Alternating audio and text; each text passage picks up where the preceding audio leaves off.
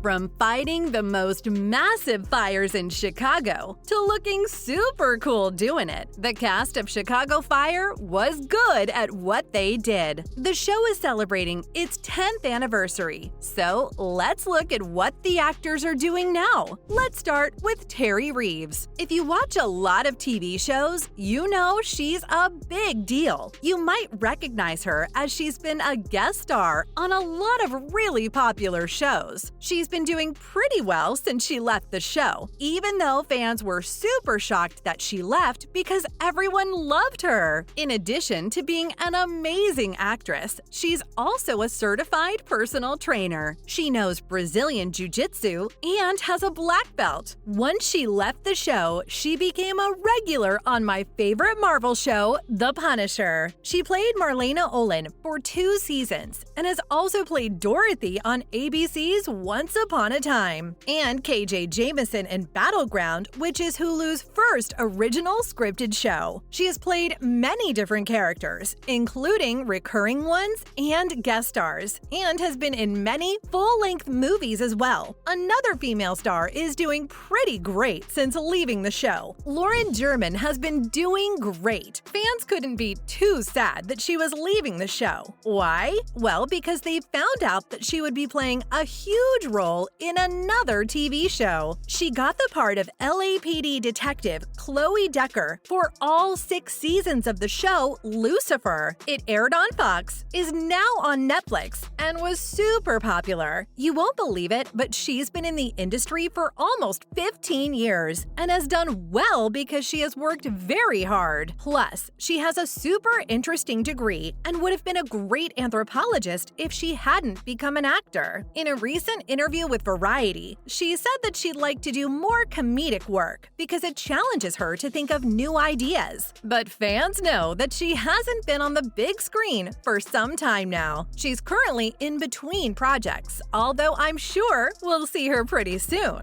It's been hard for her, but some actors got pretty cool acting jobs right away, like Charlie Barnett. During the 3 years that he was on the show, he gained a lot of loyal fans. He played the character for 6 years in the One Chicago series, and then moved on to Chicago Fire. Since he left the show, he's been pretty busy. He agreed to be in the ABC soap opera Secrets and Lies right away. In 2017, he moved on to the CW military drama Valor, which only ran for 1 season. Then, in 2019, he played Ben Marshall in Netflix's version of Armistead Maupin's Tales of the City. He also got a role in Season 2 of Netflix's scary psychological drama You, where he played Gabriel. He also played John Diggle Jr. in 4 episodes of Arrow and was a guest star on the Netflix show Special in 2021. Didn't I tell you he kept himself super busy?